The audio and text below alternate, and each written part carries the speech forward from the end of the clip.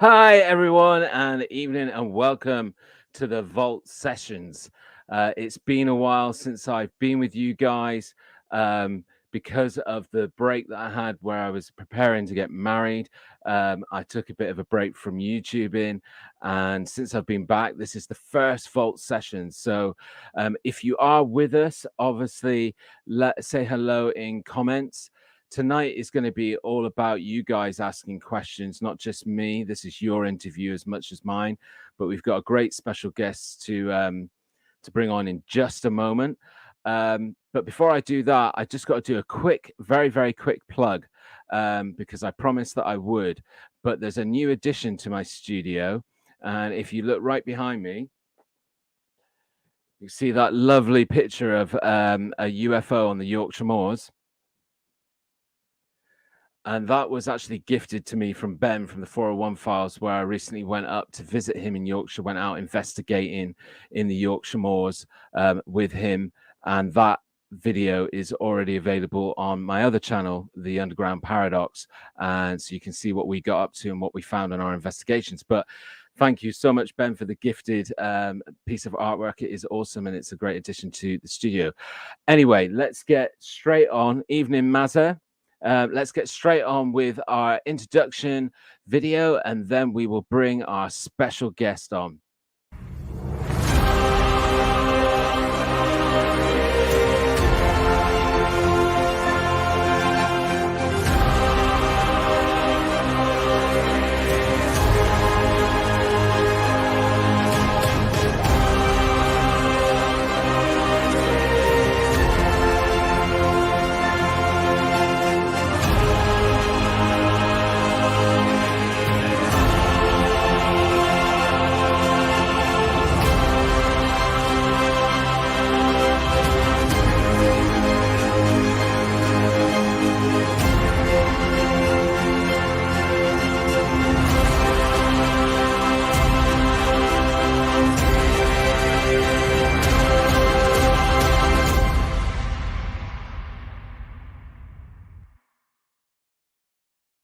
Yay! And here he is, Kevin. Welcome along to the sessions, Kevin.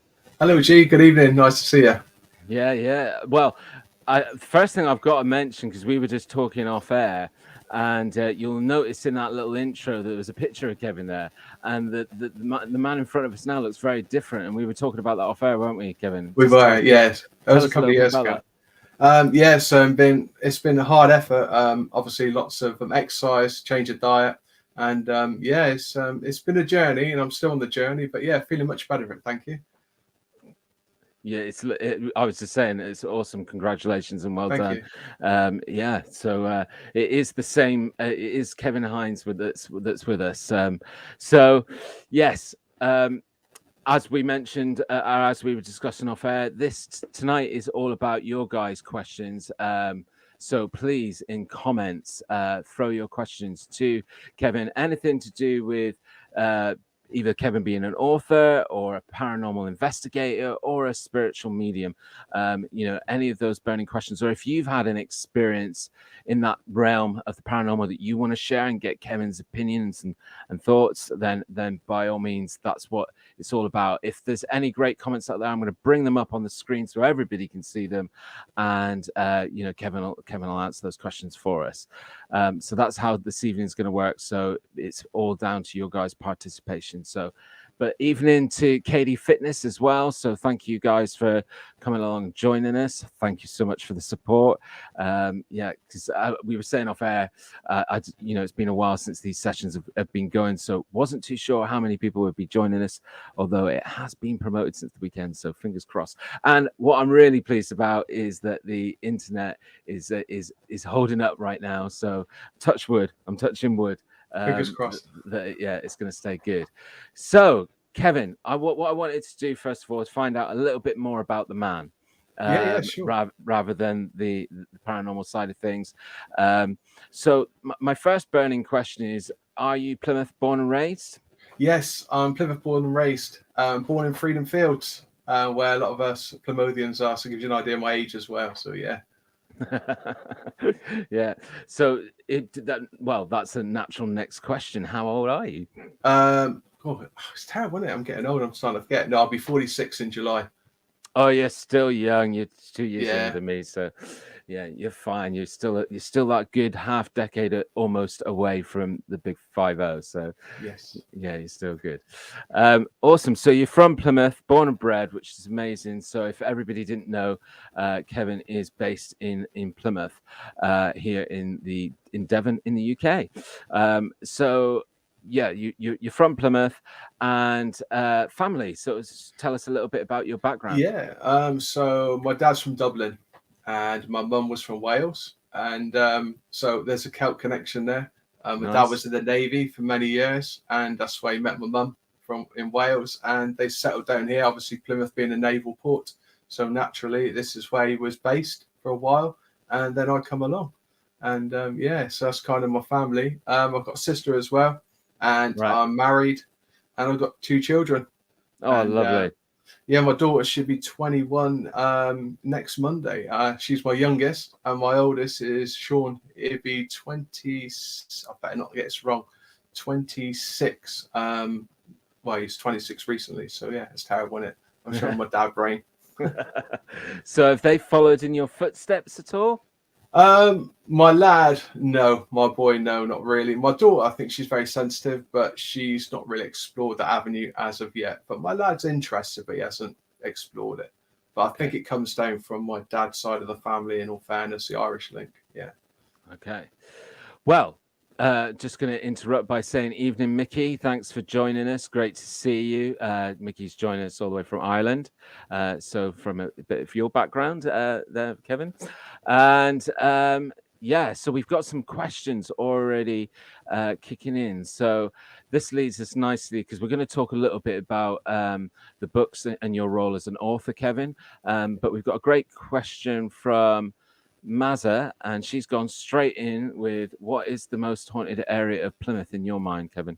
Okay, no messing around there. Okay, thank you, Mazza. For me, obviously, I do the ghost walks, and for me, I was very much drawn to Plymouth Barbican. There's a lot of history, and we're going back to, obviously, it was Plymouth's a big trading port, and I feel the Barbican itself, because literally the locations, the area, the history, and in regards to hauntings, you cannot have hauntings activity without having history behind it to know where the activity is sourced from. So for me, I mean, I'm going to be quite biased to say the Barbican, because that is one of the most haunted areas of Plymouth within the square footage, the mile. Right, fantastic. So hopefully that answers your question, Mazza, and leads nicely on to, I've got Kevin's book here. I've had Kevin's book for quite well, I think about 2 years now is when I originally got gifted it from somebody. I think it's a mutual friend of ours, a lady called Dion. Yes, I know Dion. Yes. So I think she gifted it to me, or maybe it was Maz. I'm not too sure actually now that I say that, but basically I featured a part of this because it's a fantastic book. Thank you. The first thing that I wanted to say is that, you know, being sort of quite Plymouth proud, and all about Plymouth, where you go through all your different locations, you really go into the detail and the history, you know, considering it's you know, quite a handy size, really accessible book, and the pictures are like fantastic that go along with it. Who chose the pictures? So I took a selection of photos, and then the publishers kind of said, give us a selection of each location, and they kind of chose themselves. The cover photo, they were going to put something else on, but I did like that photo and sort of push that one as well because it's the Barbican. So, yeah. Right, yeah. And yeah, so basically from this book, I think it was about just over a year ago, I used one of your investigations from the Manamead house and turned that into a story time. So that was about the 5th story time that I ever did, and it had a really great reaction. And you know, it was just a magnetic sort of story and investigation that you did there, and a lot of it in the book is really magnetic, especially if you're from Plymouth. So if you want to check it out, like it's available on all good suppliers like Amazon and stuff like that, isn't it, Kevin? That's correct, yes. And I sometimes bring a few copies with me on my tours, so anyone's happy to purchase them off me as well. No problem. Awesome. Well, Mazza has confirmed I bought it for you, but she got it signed for me. So I think it's there we are. signed as well from Kevin. So yeah. So keep those questions coming, guys. So before we move away from the whole book and author, is there any plans to write another book in the future? Yes, I've relocated to Plympton now. So I was born and brought up in St. Budo near Sutter's Passage near the River Tamar. Relocated to Plympton and living out here now for a number of years, and I've got family out here as well. I didn't realise how active Plympton is as well, and so I found that intriguing. Obviously, a very old stannery town, and I'm doing a bit of research at the moment. I'm not sure how soon I will put pen to paper, or shall I say, type up these days. But yeah, so I'm looking at possibly self-publishing a book about Plympton. Right. Okay. Amazing. So, have you had any experience, just out of interest, in sort of Crown Hill? Crown Hill. Trying to think. I visited Crown Hill Fort during the day once, and I'm trying to think what else in Crown Hill. Actually, yes, there is a place just up by Fort Austin, and we've done a documentary on it many years ago called Encounters. Right. And I won't say exactly where it is, but I'll kind of give it away. It's around Fort Austin, but there's a number of forts dotted around Plymouth. Yeah. And that place there, to this day, hand on my heart, I will not go back there. It's probably one of the most horrifying and active places for me as an investigator and working as a medium I've ever been. And that investigation, that documentary, that affected myself and a lot of the team for about a good 4 to 6 months. Just didn't feel right. It was a very dark subject matter we delved into. That's not me normally. I normally work with positivity and light, but that is literally just up the road from Crown Hill, so it's within that vicinity. The other thing with Crown Hill, you've got the main road there, Tavistock Road.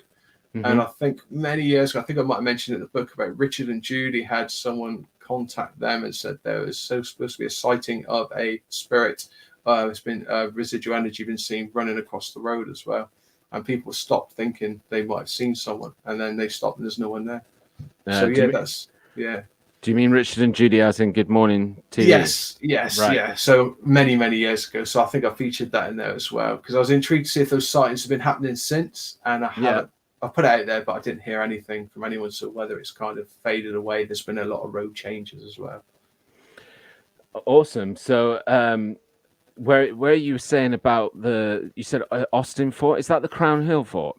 Yeah, you've got Crown Hill Fort is one fort. Then you've got further down the road, you've got it used to be known, it's like a gym there, and I'm trying to think of the name of it. The one on the top of Novorossi's Hill, and then further end you've got the fort, Austin Fort, which is further down again. So it's kind of off the back of the parkway. There's a lot of tunnels and storage areas as well, and we investigated there. I think it's all been blocked up now, unfortunately, but it's a pretty dark place to go to.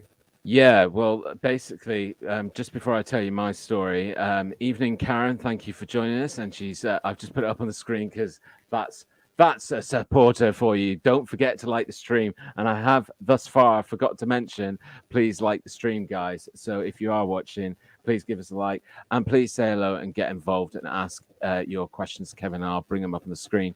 Thank you so much for that, Karen. So yeah, the reason why I was asking about that is because years ago, and I think they've done a lot of work to the Crown Hill Fort, and it's now open to the public. It's like a proper tourist, paved location.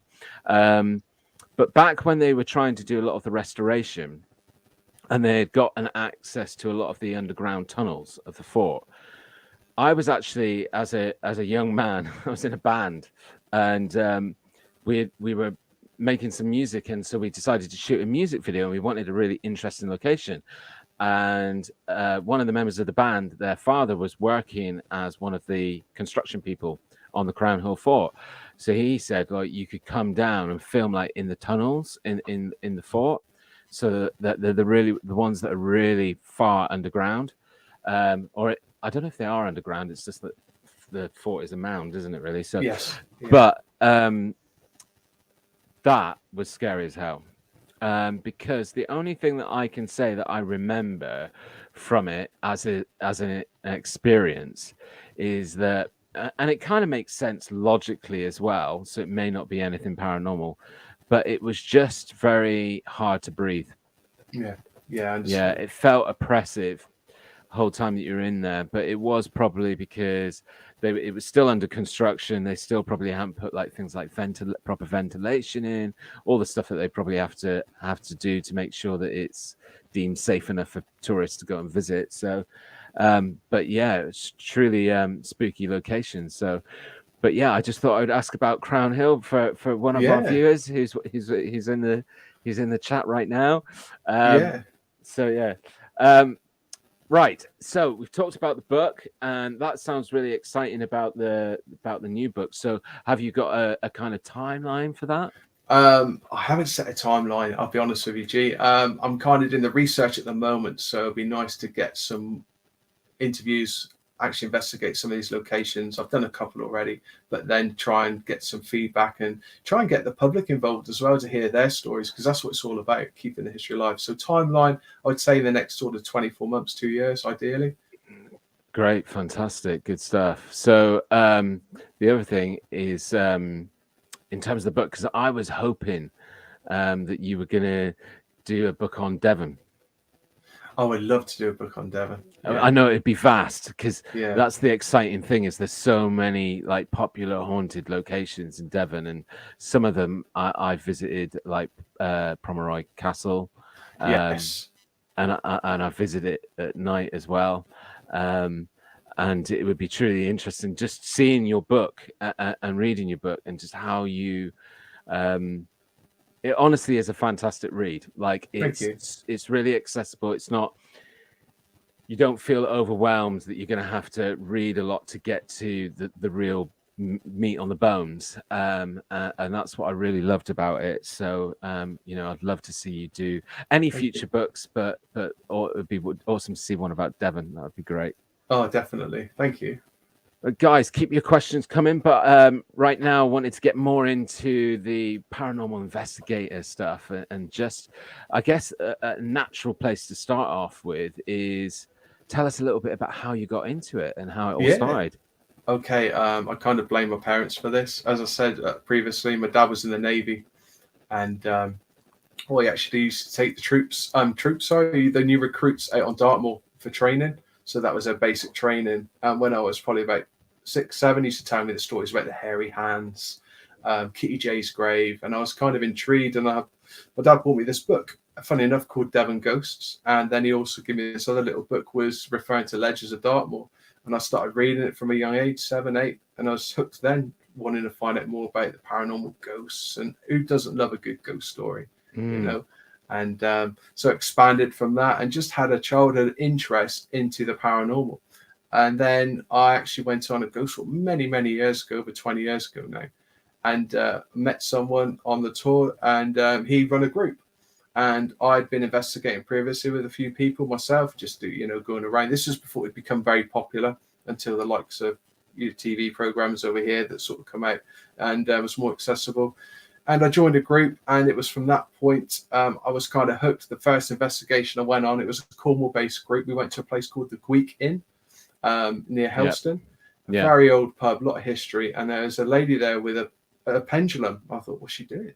I was intrigued. And then there was a gentleman there with a pair of dowsing rods. And I thought, why is he looking for water? Because I used to associate dowsing rods really to water at the time. Yeah. And then he was talking to a spirit of a young girl, and he was getting yes or no answers. And I thought, I'm hooked. So I went home the next day, made myself a pair of dowsing rods out of old metal coat hanger, and started practicing.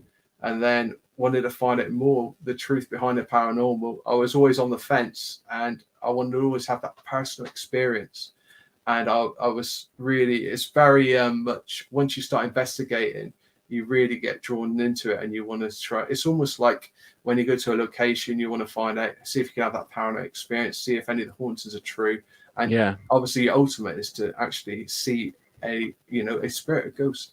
But they do make themselves known in many ways. But that was it for me, starting back in those days.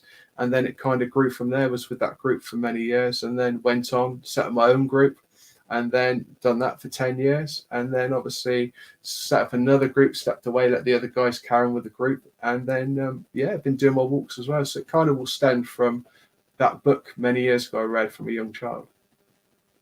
Fantastic. I mean, there was just something that you were saying there about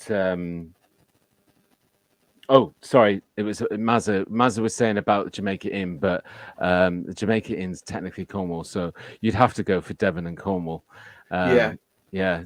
I have done Jamaica Inn. I mean, I was Cornwall based for a while in regards to investigating. That's where the team was from. Yeah. But then obviously I come on board, and there was a gentleman called Stu. He was based in Somerset, so we used to cover all three counties. So we'd investigate from Penzance all the way up to Taunton and beyond. So I've been very fortunate to investigate the Southwest as a whole. So you've investigated Jamaica Inn? Yes. Before they actually done the refurb, and then after they did the refurbishment. So we're going back now, probably 2002, 2003. And the first time, very active. I felt the second time was a little bit more quiet. But then again, the actual fabric of the building had changed. They made alterations. But it's like fishing. It cannot be active all the time. You could wait for hours and nothing happens. And that's why it's good to go back on several occasions to then see if, that activity is a regular occurrence. And sometimes it can vary so much. That's why some people say active or quiet, depending. Well, myself and Monty, Monty's, one of the anchor hosts on this channel. And we basically when we learned a lot of novice mistakes because we went to Jamaica Inn with the intention of filming, to do a sort of filming at Jamaica Inn, and didn't realize that they obviously hold regular paranormal events there, so therefore they have like a specialized paranormal committee or staff that agree whether people can come on the property and do certain things, which is fair enough. So when we started getting cameras out and filming, somebody came over and spoke to us and said, oh no, actually, we didn't just get our cameras out and start filming. We asked first whether we could. So they sent the manager over, and the manager explained all of this to us. So we weren't really able to film in any of the public areas. So that kind of ruined it. But we stayed overnight. I stayed in one of the new rooms that you were talking about, where they've revamped it. And yeah, got to be honest with you, it was a non-eventful night. We didn't experience anything. At first, I thought I captured, because as I said, we could film in the room, so kind of tried to leave one of the cameras running all night. And I thought it was about sort of 5 o'clock in the morning. I thought I picked something up near the door, but it turned out that it was obvious to explain it to. I think the sun was rising, and it was coming like one of those cracks through the curtains, and it was projecting a line onto this sort of metal part of the door, and it was just making it look like there was like a glowing orb-like entity there. So, but because before I brought it to anybody's attention, I could explain it away. I wasn't gonna, because again, we're very genuine on this channel. If we knew it wasn't, if we knew it definitely wasn't genuine, we wouldn't probably bring it to anyone's attention. So, and I imagine you're exactly the same. Oh, most definitely, yeah. Guys, keep the questions coming, because this is a great opportunity to ask Kevin, and it doesn't need to be related to Plymouth as well, because we're going to get into it in a little bit, but Kevin's also a spiritual medium, so and does those readings virtually as well, so anybody anywhere in the world can get involved. You were just recently on a call with somebody from Arizona, right? Yeah, I've always done face-to-face readings the past 2.5 years. I started putting myself out there, just face-to-face one-to-ones, and then a lady contacted me from Arizona. I follow on Instagram. I don't know anything about her. She follows me. I just like a post, very positive. She said, "Would you do a virtual?" And I said, "I've never done a virtual." I wasn't sure how strong it would be. It was very, very positive. I enjoyed it, so it was good. Great. Fantastic. It just that opens a massive doorway, right, to doing other stuff. Yeah. Just again, sorry to go back to the book, but one of the things that's really evident that sort of excited me is because I don't know about you, but there's certain programs that are in the realm of this kind of stuff, like Most Haunted, etc. And sometimes I have a bit of an issue kind of with those format of programs, because I think it's the dramatization and the sensationalization of everything, which I know they've got to do for cameras, because it's entertainment at the end of the day, but it kind of dilutes it for me. But what was really great and what comes through on your book is that on a lot of these investigations you do, you take this team of people. So it's like you've got that same team of people, but without the cameras running, and just So just talk me through, on a sort of average investigation, who would you be looking to take along with you?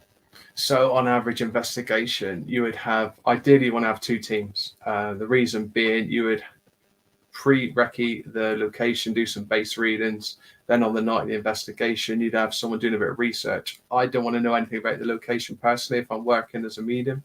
But you'd have someone on the team. So two teams, one team, you'd have someone doing temperature, base readings, EMF. You'd have someone doing some filming, someone working psychically or mediumistically. You'd have someone, obviously, photography. So it's all about utilizing the people on the team, but also the tools and equipment. And that's what I like working with the guys, the team, is because using both mediumistic, psychic methods alongside tech adds a lot more validity and truth to the actual encounters. But like you just said to you a minute ago, I am very open-minded. I believe 100%, but I never put everything down to paranormal as well. Because as you said, with your experience in Jamaica, you've got to look at all the options. So that's another good thing with the team. We've got a group of believers, and we've got a group of skeptics as well. So it's a nice balance as well within the team. Yes. And we respect each other as well, which is good. It's good, healthy debates, Kind of keeps us grounded. Yes, and that comes through in the book. That's what I really liked, is that you got this sense that there's a number of people on the team who are like skeptics, and then that's great, I think, for validating what it is that you're doing. So I just wanted to share that with the audience. But we've got some fantastic questions come from the audience now, so I'm going to fire into them. I'm going to start with this one from Mickey. Ever brought any unwanted friends home with you after an investigation? Yes. Oh gosh, really? Yes, once actually. Every time I used to return home from an investigation, I'd always make sure, close down at the end of the night of the investigation, make sure all the spirits that we've communicated with, all the entities, the energy, that everything's all good. We'll leave them with respect and go home. And funny enough, you mentioned this location already this evening. I'd done an investigation at Barry Pomeroy. I was invited along with another team in Plymouth called Haunted Devon many years ago. I think it was 2006. And picked up on the spirit of a young girl called Isabel.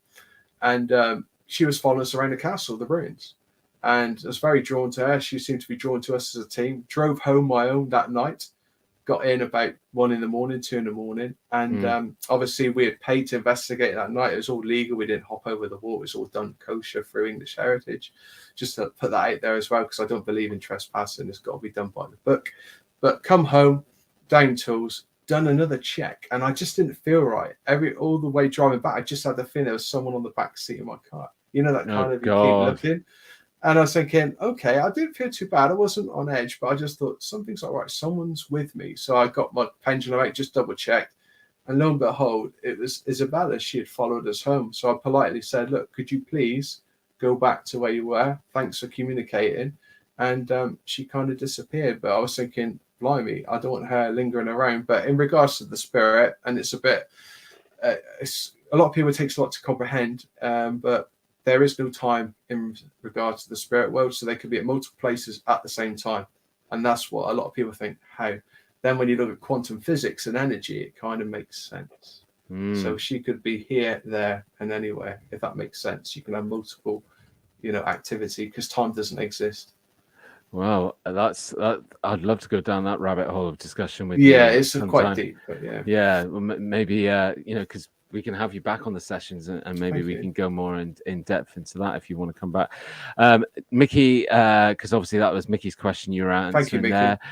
He said, hate that feeling. So he's obviously, and Mickey has shared with us before on the channel that he actually has experienced paranormal activity quite a lot throughout his life. I think both, if memory serves me right, in his childhood home and also where he is living in his own house now. So, right, okay. yeah. All right. We had another fantastic question that came from Karen this time. Well, it wasn't so much of a question, but a statement. I'm coming down to Plymouth in August to stay with Monty and Smiler. So we'll have to see if we can do a haunted visit. Karen is also a healer, and yeah, and I don't want to get this incorrect, Karen, but also a medium as well. Let us know in chat. But yeah, so I'm sure she'd love to get out with you. I know that you've got an event happening in July, which we'll talk about towards the end of the show and do a bit of a plug. But have you got anything lined up for August that Karen could possibly join in? It'd be the same event once again. I do a monthly, so yeah, I can let you know the date of that as well. No problem. But yeah, it'd be nice to meet Karen because I'm a Reiki master as well, so it's always nice to meet fellow healers. So fantastic. Awesome. Well, there you go, Karen. So that means you can get involved in some stuff in Plymouth and yeah, go on a haunted investigation. And then we had another question from Mazza. Hairy hands. I don't understand what she's saying here, but hairy hands, myth or actual haunting? I know what Mazza's saying. In my second book, I wrote about the hairy hands, and I mentioned it at the start tonight. And there's a big, I think there's always some truth behind myths. It's that kind of, where did it come from? Mm-hmm. There's a lot of talk. The hairy hands are supposed to haunt the B3212 road from Princetown to Postbridge. And there's a camber in the road. There's many accidents over the years. There's been fatalities. And a lot of people say one gentleman who was a doctor, and he said he lost control of his motorbike and sidecar, and a hand come out and moved the actual sidecar. There's been a woman that stayed in a caravan there. She woke up in the middle of the night, saw this big hairy hand crawling down her window of a caravan. She said the Lord's Prayer, and it disappeared into the night. So there's a lot of myths and legends about it. They have changed the camber of the road. So then you're looking at, was it the camber of the road that's causing all these accidents, this black spot? I just find it intriguing about these so-called sightings. I have investigated that road. And there's something about it. There's an energy there, and it feels very old. There's also powder mills across the way where there's said to be an explosion where a gentleman is said to have lost his hands as well, an explosion. So there's so many different variables that you could link into. Is this to do with the myth, the legend? But yeah, I'm a big believer in there's got to be some truth behind a myth somewhere if you water it down. That's my thoughts, definitely. Okay. Good question. Yeah, really good question. In response to Karen, she was saying, yes, please. I'll just bring it up on screen, actually. Would love to. I'm a Reiki master and a crystal healer as well. Fantastic. So, and she said she's picking up on an open vortex. Let us know, Karen, if that's related to the hairy hands story that Kevin was just talking about. So, what I wanted to ask you, Kevin, is so I've obviously done a little bit of research into the hauntings and ghosts, etc. And there's many different types of ghosts, right? Yes. Residual, poltergeist, demonic. Have you experienced all of them or just some? I've been quite fortunate. I think I've experienced the majority of what you've just said, G, to be honest.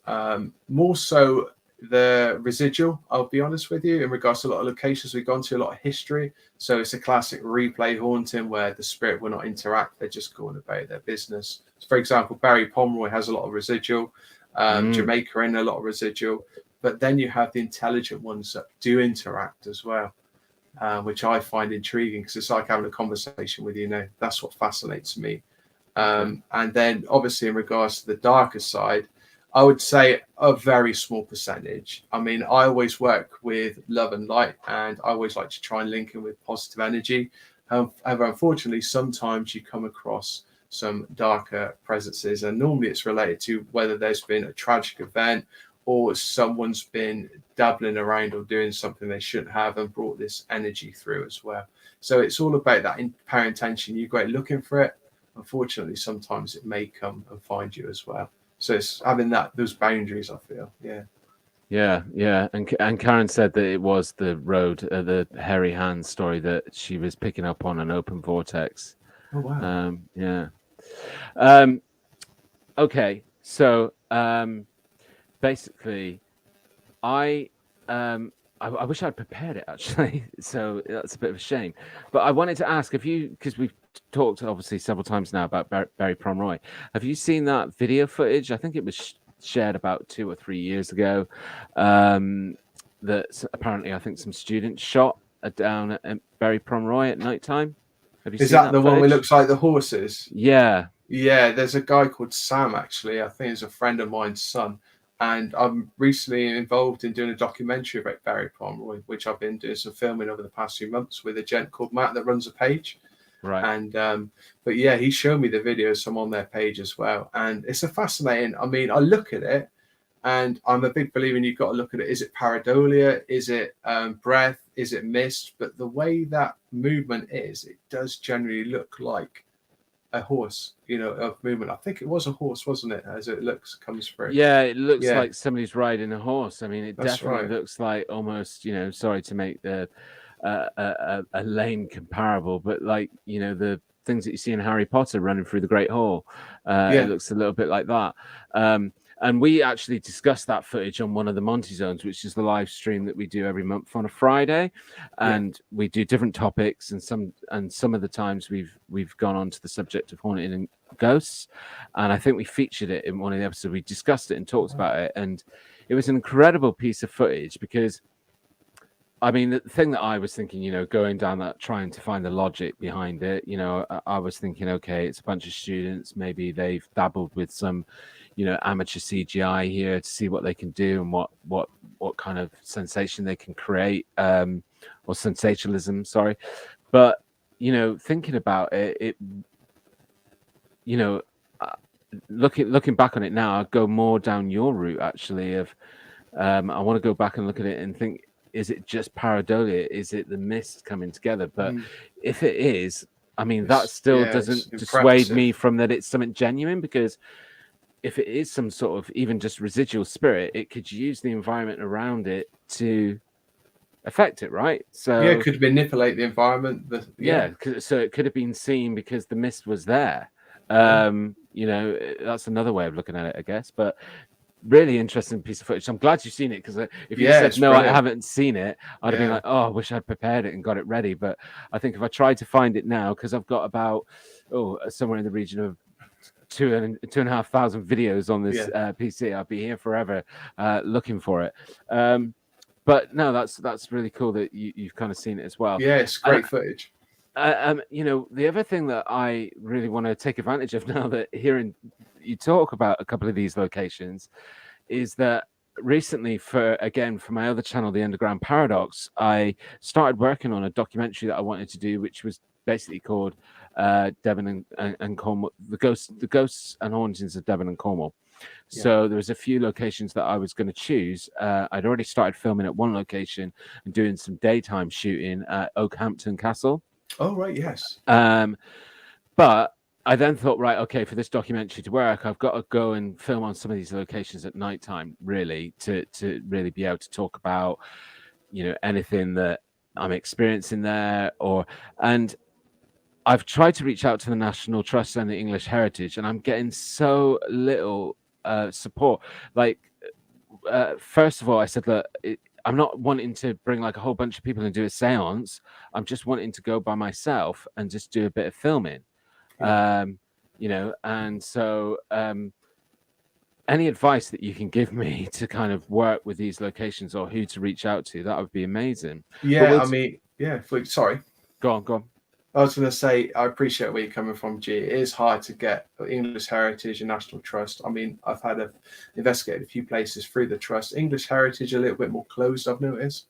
But unfortunately, a lot of locations now, as soon as you mention investigating, money comes into play. They start thinking of pound signs. That's what I've noticed over the past 20 years. Mm-hmm. Many years ago, I mean, I investigated Buckland Abbey years ago. It cost us £50, and that covered the cost of the staff for the night. I've done that twice. Wow. They won't entertain us now, unfortunately. No disrespect, because the manager's changed. But obviously, for them, it's they're going to be looking at what's in it for us as well. And I appreciate it's National Trust, but unfortunately, a lot of locations, That's very polite and good mannered of you. I don't know if I feel the same, because the argumentative side of me would say, well, actually, they're making a lot of tourism out of the out of the legends and the myths of Yeah. some of these locations, and that's one of the reasons, not always the reason, but a lot of the reason why a lot of people go to these locations. Yeah. And so it would be like going to Jamaica Inn and them saying, no, we don't want anything to do with any sort of paranormal activity. It's like that's why people go there. So or at least a lot of people do. So welcome along, finally, Healing Heart, because this session I thought was all you, Healing Heart. So I expected to see you here right from the beginning, but she's acknowledged that she's only 35 minutes late, or 37 minutes late, sorry. So, but it's great to have you along, Healing Heart, and start firing off some questions for Kevin, who's a spiritual medium. We haven't really got into talking about that yet, but we will do. Paranormal investigator and an author. Of several books, but I've been talking about the one that I have because I love it, and I'll talk about what you know, right? So just before we, because the thing for me is, and it's interesting what you just said about residuals, because I've come to believe that like a lot of what is experienced is residuals. And, in regards to any of the other ghosts, because I haven't experienced them directly myself, I can't really comment. But because I'm a believer in energies and I consider myself a very, very mild sensitive as well, the whole idea of residual ghosts kind of really makes logical sense to me in terms of energy imprint. Yes. And that energy being imprinted because of either something like trauma or something amazing and something really positive.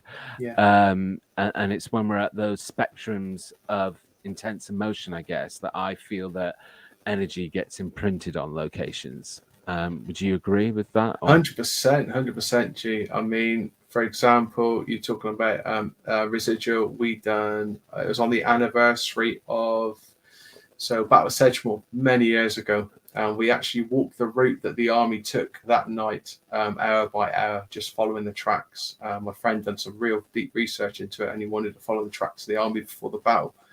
And that night, we actually heard what we believe was cannon fire and musket shot.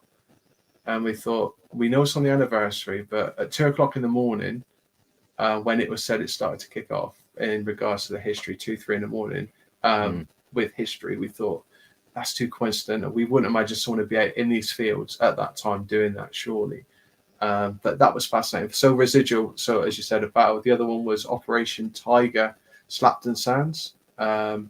That's where there was, unfortunately, there was an exercise that went wrong. There was a lot, probably a lot of death in that. I don't want to go deep into it, but if you ever, any of your watchers want to do some research, it's called Operation Tiger, Slapton Sands, and I think the anniversary is in April, and we done the anniversary there on that night again, going through the time, seeing what happens. We done it over a couple of years. One night it was quite active. We thought we heard once again booming sounds and noises, and the actual atmosphere, the actual environment just changed. You could just feel it was electric. Whereas the second time I went, it just seemed a lot calmer. So yeah, but residual, definitely, I find that fascinating. And the imprint, Bodmin jail as well. You can imagine how many people were hung there and in prison there, and the trauma that people are going through. It leaves the imprint in the fabric of the building.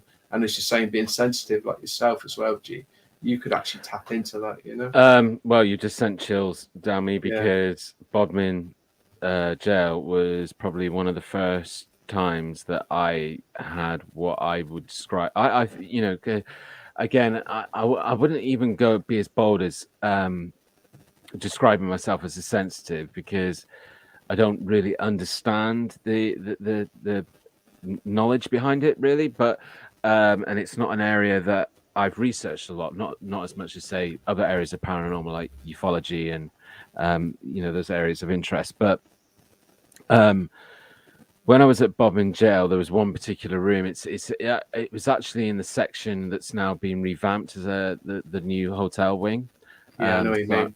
But there was a room in there, and all the cells in there. You've been there before, right? Yeah. All the cells in that wing were like pretty much identical size, etc., etc. They looked pretty identical, but there was one that I walked into and I just felt nauseous, and it wasn't like a normal nausea.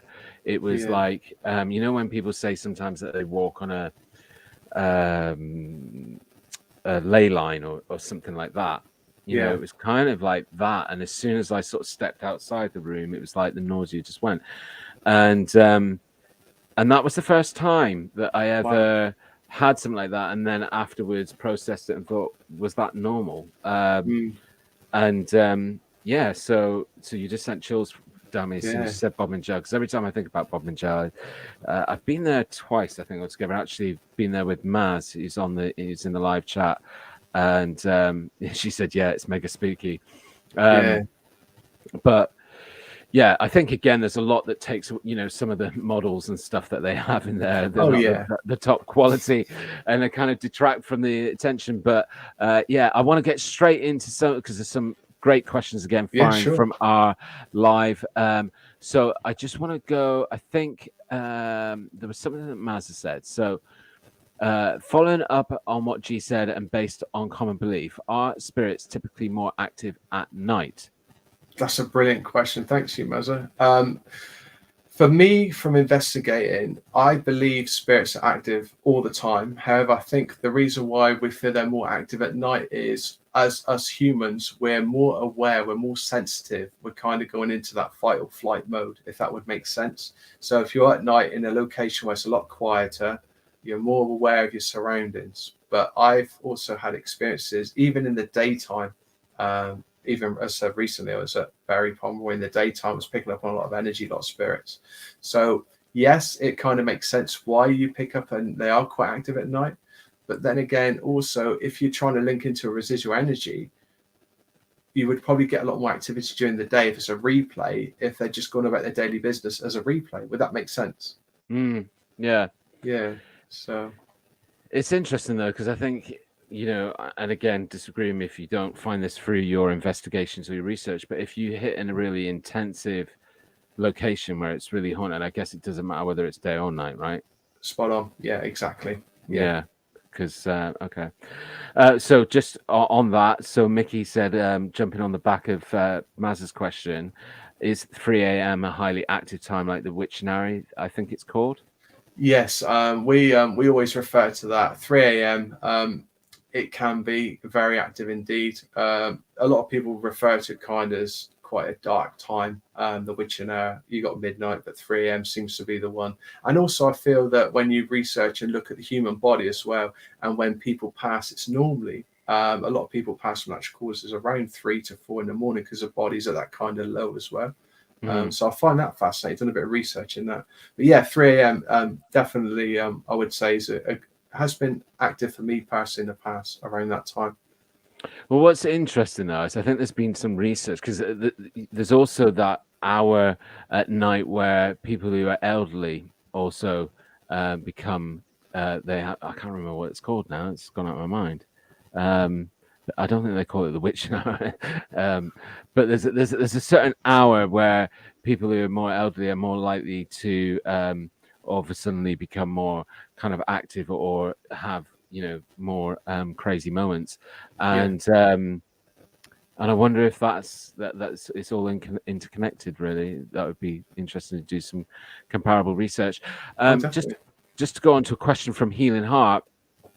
We did discuss it a bit earlier where you missed out, where you were late. No, just kidding. But I asked Kevin if he had experienced all types of spirits, and he said yes. But let's talk a little bit about intelligent spirits, because great question from Healing Heart. Does Kevin also think there are intelligent spirits as well as residual?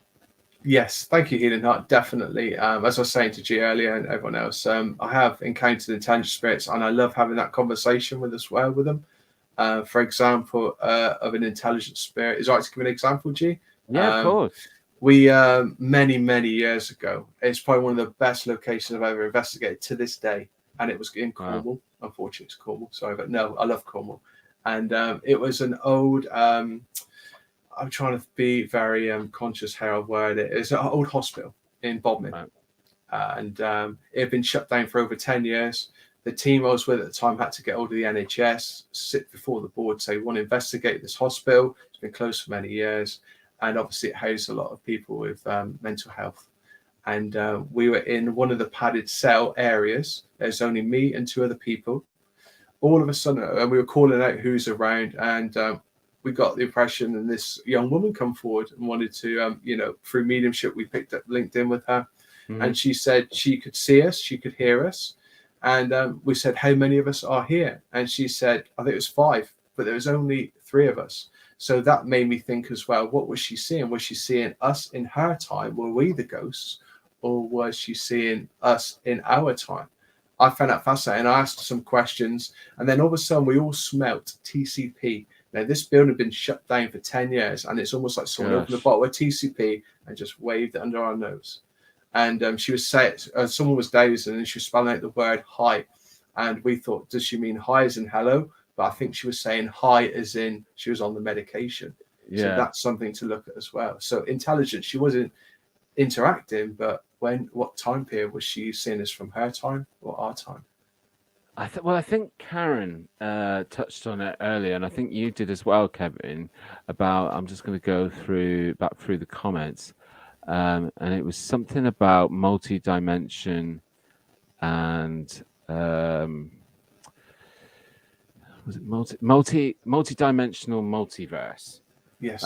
Now I know that sounds a bit like a Marvel film, but do you buy into this, that there's a lot of school of thought lately that what we're experiencing when we're experiencing hauntings is not necessarily past or dead spirits, but other dimensions that are cross-weaved and we're interacting with them? 100%. I feel that you can have time slips. You can kind of bleed over from one dimension to another. I mean, I know we've mentioned it several times, like Barry Pomeroy, but people have seen there have been sensors and mediums go there, and it's almost like they've been taken back 400 years. They're seeing it how it was. It's like that time slip moment.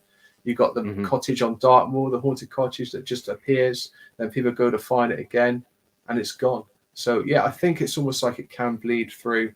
There is that time and place. Sometimes we can tap into it, and it can bleed through to our dimension as well. It's quite deep, but yeah, I find it fascinating. Interesting, great. And again, it's one that I'd love to go down the rabbit hole with you on that one and talk about that a lot more. Okay, and we've got we went through that question. There's a question, not a question from Mickey, but he's doing some on-the-fly research for us. Circadian rhythm of death. Harvard says 11 a.m. is the average time to die. Oh, wow. Okay. And then he said on-the-go research. So he's obviously Googled that. Fantastic. Healing Heart has commented, I think there are other dimensions too, not all. Yeah. And she has discussed this with us in the past as well, that she's had her own experience with ghosts. And that's how many sort of full... Actually, there was a question from Karen, which leads nicely on to a question that I've got as well. So Karen asks, do you see energy in auras? Yeah, sorry, carry on. And then I was going to layer onto that and say, like, for example, where you were talking about Isabel earlier on. Yeah. Do you see these spirits in full apparition form as well, or do you just hear them, or so for myself, how I work as a medium, so I link in, and it's more so in the mind's eye. So if I said to you now, for example, a red post box, you can, and all the viewers can immediately see a red post box.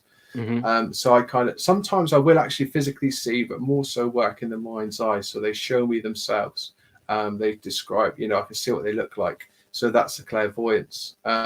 Clairaudience, so I hear, they will speak, so in the mind's ear as well. So they may say words, names, phrases, and their clairsentient is also, I work with that way, so feel, sense their personality. Or for example, sometimes if they suffered from a certain ailment or something, or I felt there was a condition, when I've gone to locations, all of a sudden, like you say yourself with Bodmin, you walked in there and you felt that. You can normally tell there's energy around because it hits you in the pit of the stomach. You feel quite queasy. So you think, why am I getting that? And then it can move on to other ailments as well.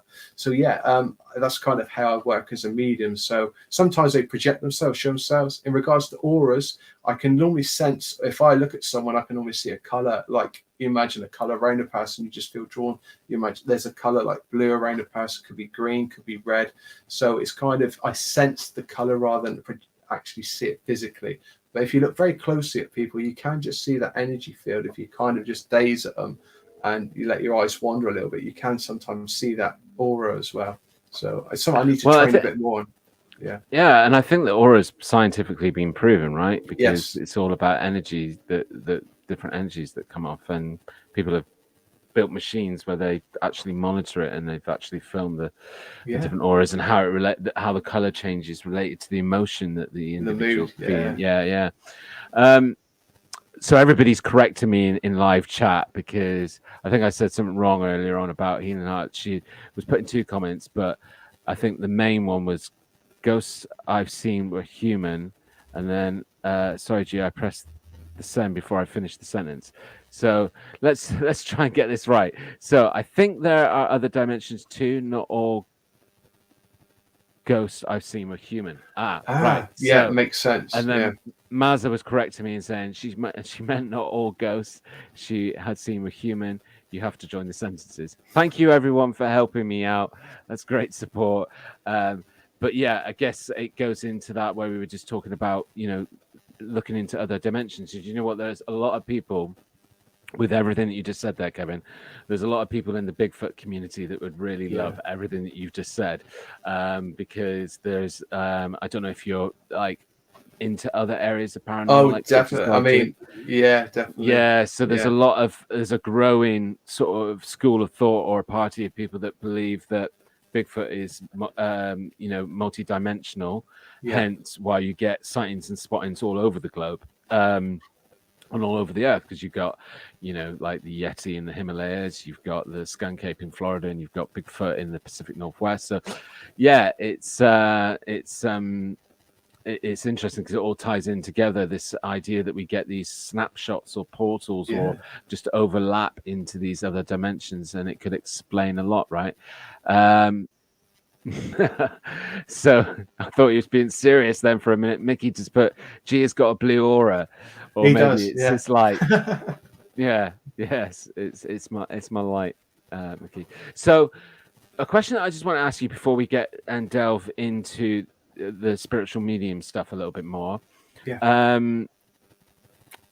Basically, so I've had 3 experiences in my lifetime that I was talking about earlier on, where I have this sort of like what you could call a sensitive reaction, right? Yeah. And each time they seem to have got more intense. Like, did you find, where you were saying and telling us your story before of how you got into paranormal investigation and this whole area, have you found that the more you've delved into it, you've become stronger at picking stuff up? I see what you're saying. Yeah, so I feel that I've become a lot more open, and also I think it's a fact that from when I started investigating, I then joined a circle because I wanted to find out how I could link in with spirit and if I had that ability. And so I've sat in circle, and when I say circle, it's like mediumship circle, open circle, training to link in to spirit, to energy. So, and as you say, G, I think by investigating, and the more you go out there and do something, it's like anything. If you do something on a more regular basis, you're going to be a lot more in tune with doing that said role. So yeah, I do feel by doing the investigating, you are linking in more, and it's kind of, what to look out for as well. You know that what certain sensations are. You just kind of, you prepare yourself for it, so you put that intention out there as well. So yeah, I would say definitely the more you do it, the stronger the links, definitely. Yeah, it's weird because in my own experiences, I'm not trying. I mean, these things sometimes happen, and I mean the one in Bodmin Jail. That one almost feels like, well, I knew that I was at a location that was had a really sordid history.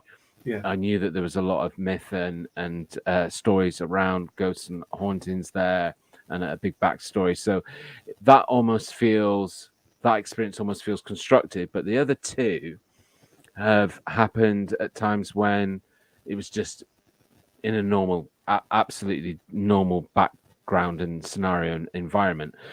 And the last one that happened was really intense, and really random. It was just this house that I saw.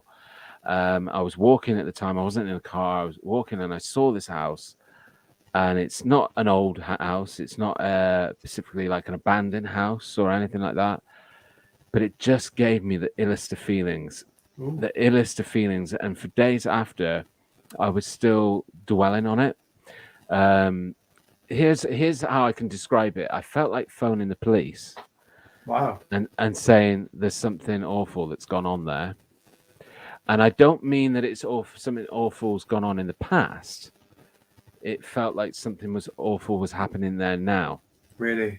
And I don't understand why I feel that way. It's like it would be nice to spend some time with yourself and going out and just trying to understand some of this stuff a little bit better, and where it possibly comes from, if it comes from anything at all.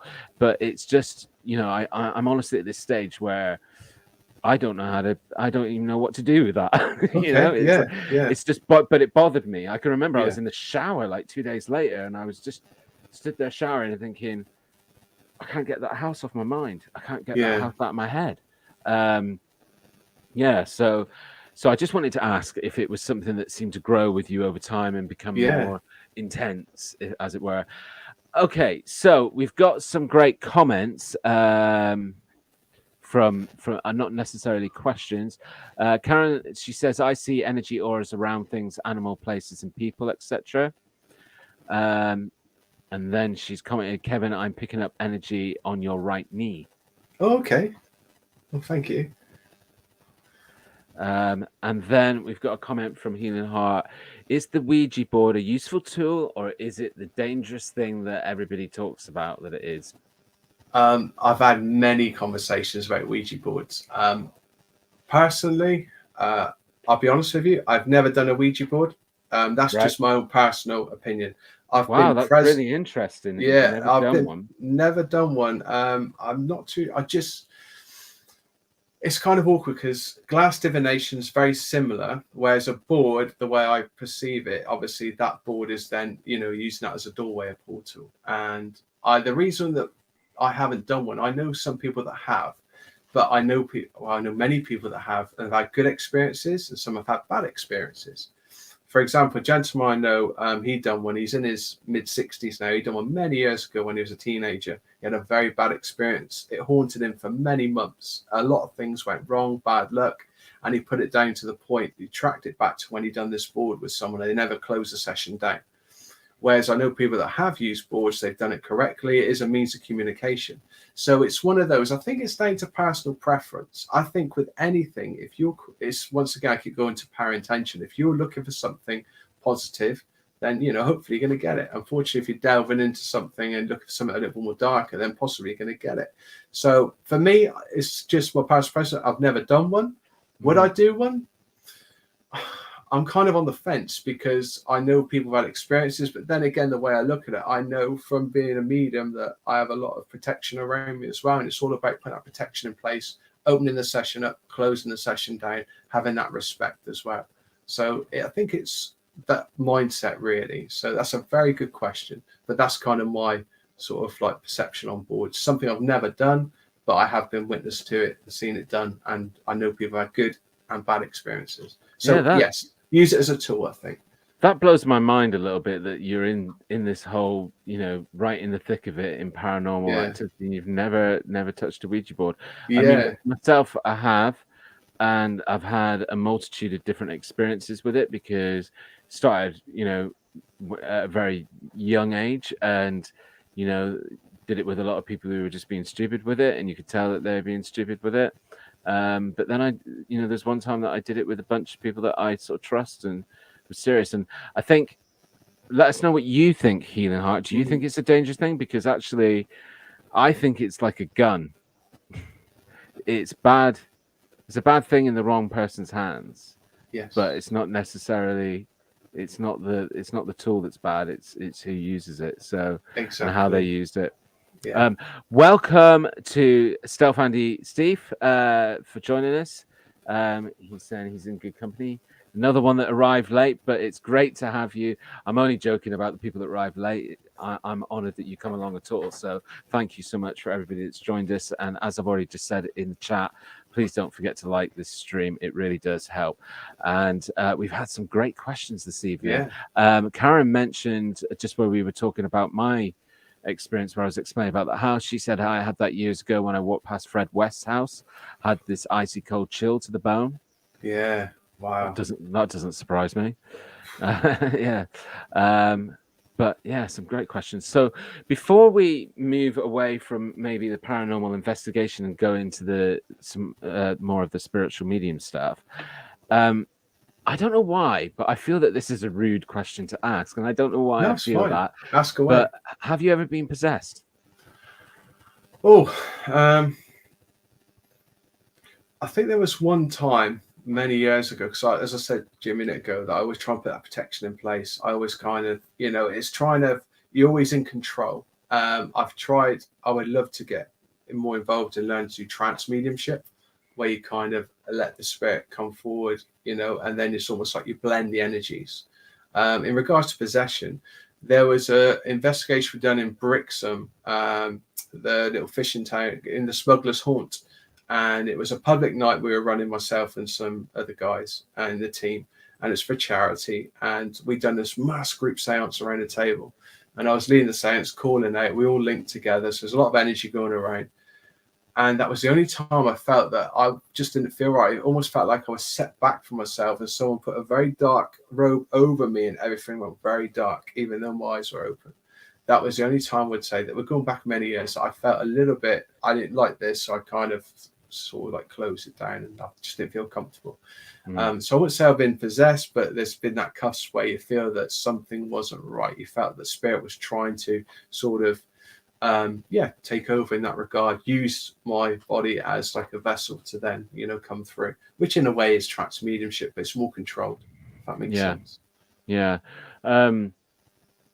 Basically, when I was asking you about all the different types of ghosts, like obviously one of the ghosts that I mentioned, which is a type of ghost, is demonic. Yes. Right. Do you feel comfortable talking about that? Like, yeah, clearly you said you've experienced also. You've obviously experienced demonic. So can you reveal the location where that was or not? Yeah, as I said, it was up nearby Crown Hill, not far from the garden centre. It was a very old fort area, and there's a lot of tunnel systems around it, and it was quite open access. It's featured on the series we made called Encounters. But that was the demonic one, right? That was the demonic one, yeah. And I literally walked in there, and there was loads of the reason why it felt so uncomfortable, there was a lot of sigils in there. So we're looking at Satanism sigils, so like the Lucifer sigil, a lot of other sigils for other demonics, which I mean, I'm very conscious, like actually naming a demonic as well. Sometimes you're giving it that energy. I mean, I respect anyone's That's why I asked. That's why. I mean, I do know about a couple of things that you've got to be careful about. Saying people. Yeah. So, but as soon as I walked in there, my heckles were up, and I said to my colleague, I said, this don't feel right. And we walked around just doing a walkthrough, because the idea, the concept of the show was I do a walkthrough, see what I pick up, then he spends the night there and then tries to link him with the spirits that haunt the place. And we had a very interesting evening. I walked through, left them to it. We waited outside away, and to get in, they had to climb through a window at the time anyway. So it's like an old granite doorway window. But it was open to the public, but it's closed now from what I understand. But we actually walked through it, and there was actually a dead bird within a pentagram. There's a lot of candles around. And it was like, to me, something had gone on, some kind of ritual. And as I said, I respect anyone's beliefs. I mean, but it just didn't feel right, G. And as I said, from doing that night, I was literally spent less than an hour in that location, and that stayed with me for about 4 to 6 months. I just didn't feel myself.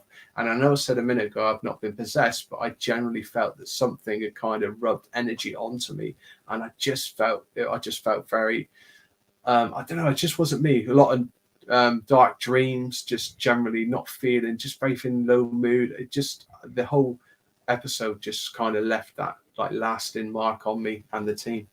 Well, that So leans yeah. nicely into something that Karen said. Transmedium has a huge drain on your health Yeah, if you're not yes, careful. yeah. I know a few trans mediums, and she's spot on there. And that's another thing, you've got to show that respect. And I know a few trans mediums that haven't had great health as well. So no, thank you, Karen.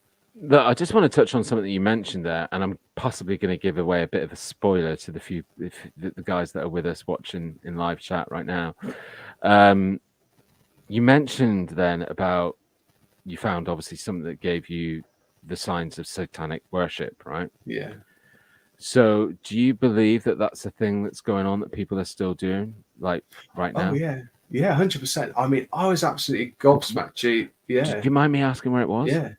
So this is the same location. What Crown the Hill. location? It Crown was Hill. so it was up by Crown Hill. It's literally I can describe it because it's close. As you go off Crown Hill, you got the top of Novorossiysk Hill. So you got the garden centre. You turn right, and then you go down to Fort Austin Avenue, and there's an old fort there. So it's not the one on top of the hill. It's further down. I think it's called Fort Austin, isn't it? There's an old fort there.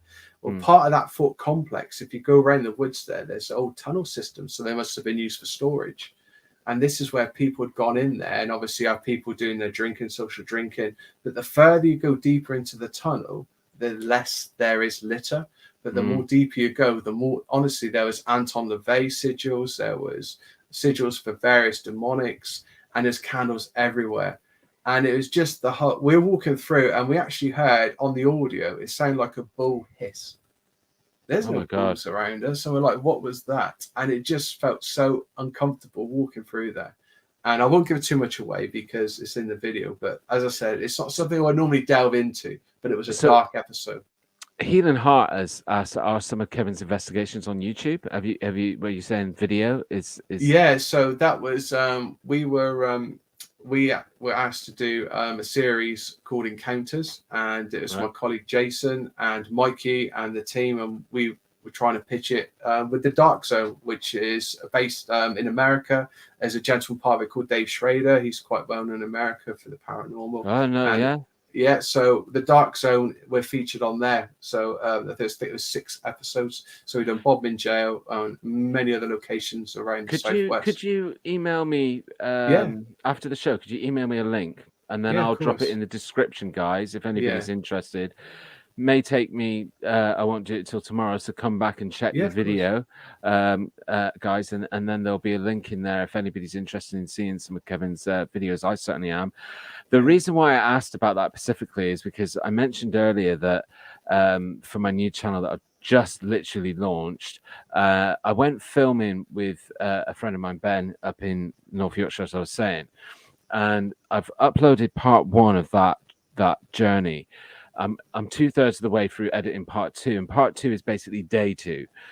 And at the beginning of day 2, so right in the morning, and this is the spoiler, guys, because nobody yet knows about this, but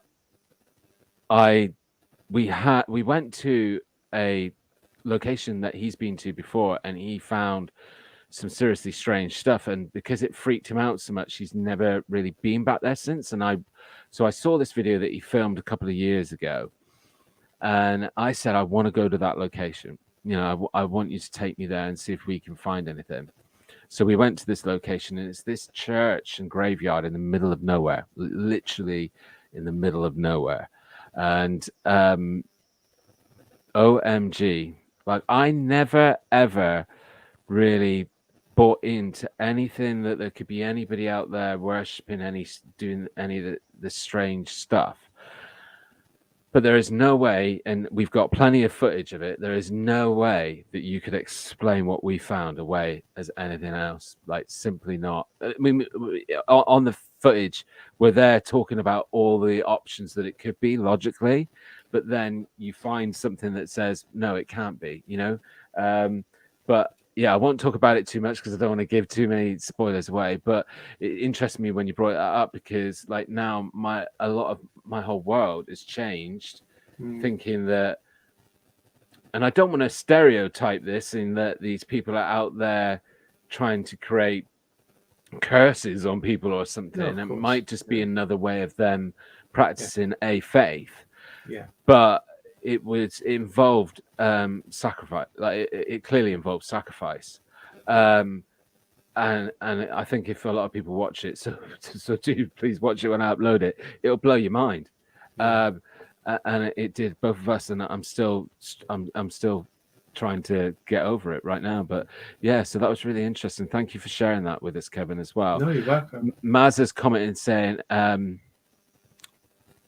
why do I have to live in Crown Hill after you've been talking about all of that? I do live in Crown Hill, yes, just opposite the Crown Hill Fort. So my sister lives in Crown Hill as well. Yeah.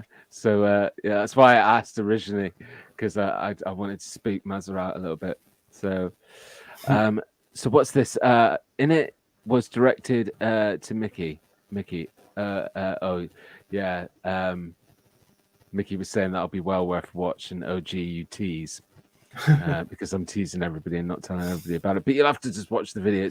It'll be ready soon. But unfortunately, my other half is back in hospital, so that's making things a little bit challenging. So, but I'll get it to you guys soon. Anyway, so we're going to go on to the spiritual medium stuff, Kevin. So, talk us through then, because I know there's a whole plethora of different types of spiritual medium. Talk us through what sort of spiritual medium you cover. Yeah, so obviously there's different types of spiritual mediums. You have your empaths, your sensitives, and then you have people that are psychic, and then you have people that are psychic mediums. I'm not sure if everyone's aware there is a difference between a psychic and a medium. I'm not sure if you're aware of that, G, as well. I am, yes, because we did a whole episode about it. Yeah. Sorry. No, it's fine. It's fine. Yeah.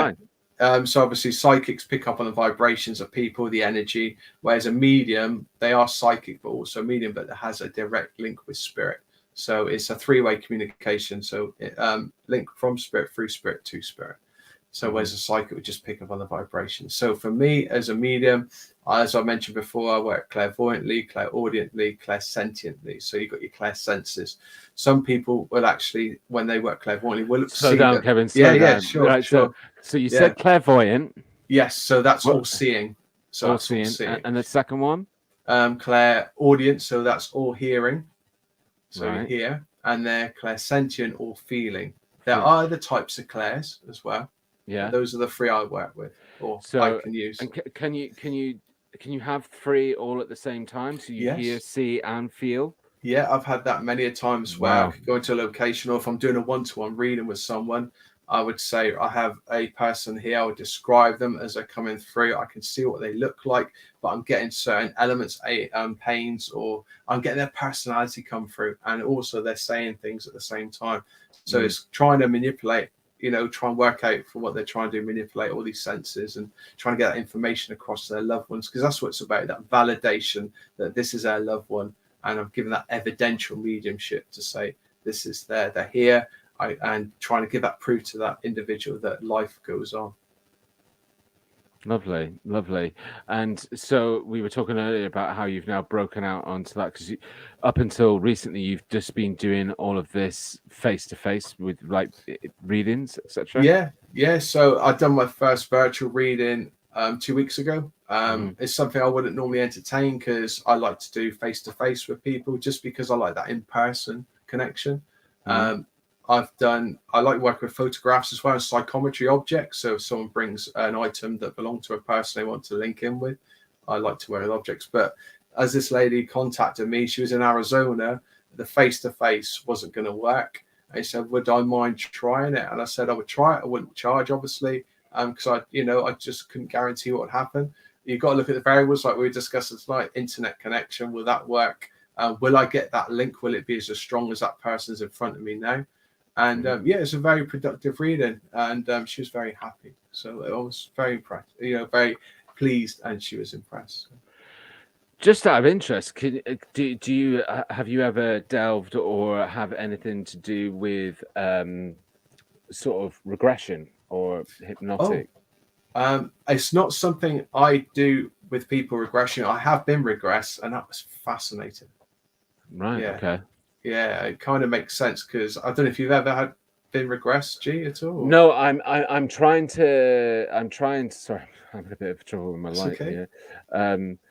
I've been trying to find someone that would do, but I guess when I've talked to a lot of hypnotists, they've basically said that, like, well, the answers that I've got is that hypnotic regression doesn't really exist, that it's just something that you see on TV and films.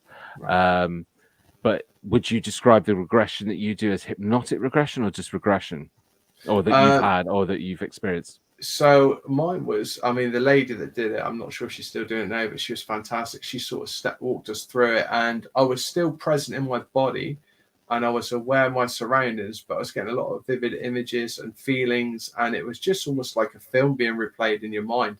You could see things, you could sense things. It was fascinating. And I went to 3 past lives, and it actually makes sense why I have certain fears and phobias about certain things now, because of what happened to me in a past life. So I found that fascinating. And also I did some research afterwards, and some of the places I mentioned, which I never knew before, were real as well, which I found even more intriguing.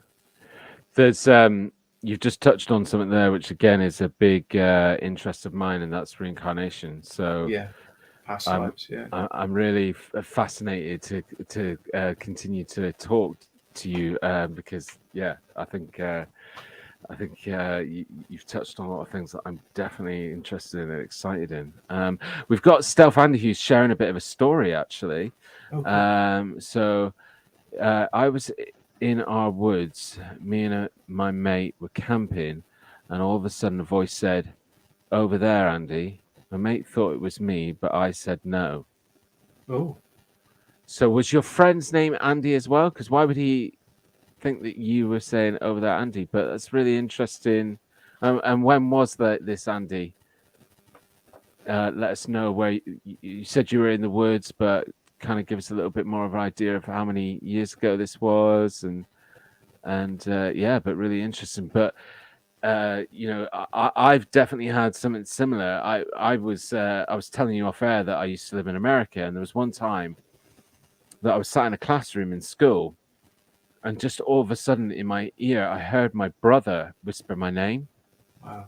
And I instantly went, "That's my brother's voice." And I turned around expecting like some sort of weird cam moment where my brother had surprised me from the other side of the globe.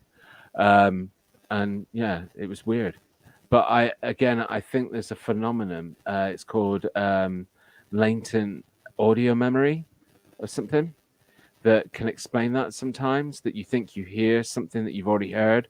So again, really interesting. But tell us a little bit more if you can, Andy. And then we've got Healing Heart. Would Kevin do a reading for me? No worries if not possible. Yeah, I'm more than happy to do readings for anyone. Yeah, just give us. I've got a website, they can contact us, and we can again.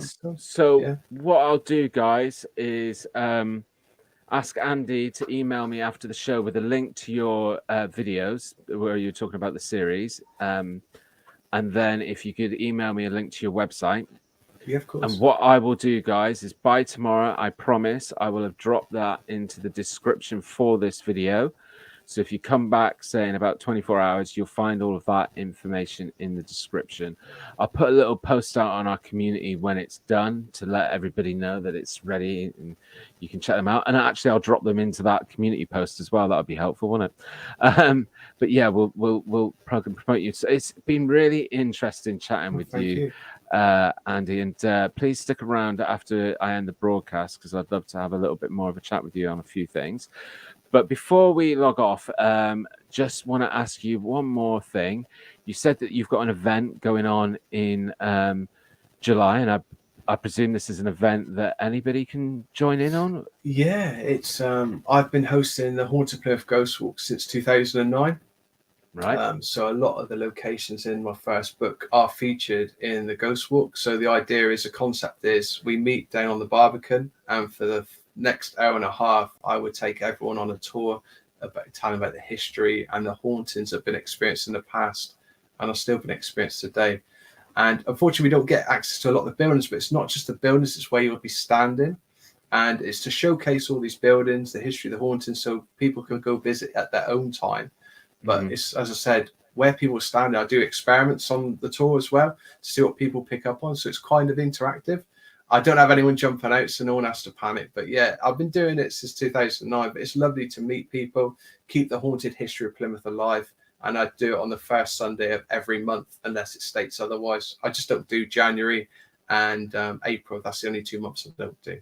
But yeah, that's Haunted Plymouth on the 2nd of July is my next ghost walk. Awesome. And guys, again, I'm going to put that in the link description, so anybody that from Plymouth that wants to join. And just to confirm, Healing Heart, because she's straight in there with interest, but it's not the Barbican in London, it's the Barbican in Plymouth. Kevin is from my hometown of Plymouth, so and that's what has led me to desperately want to get Kevin on the show. Keep it local, keep it but no, guys, look, some of the questions and comments tonight have been fantastic. I hope you've enjoyed yourself, Kevin. I've enjoyed it. Thank you so much for having me on. Amazing. And definitely, if you've enjoyed it and you wouldn't mind coming on again in the future, we'd definitely love to have you back. And we'll get into some of that other stuff in a little bit more in depth, into the multi-dimension stuff. That's awesome. But guys, thank you for joining this evening and supporting the channel. You're all bloody brilliant. And watch out for I'm currently working on, actually, because we did a bit of a poll last week or at the weekend for what our audience wanted as the next story time, and the overriding majority vote was for something that's haunted or a ghost story.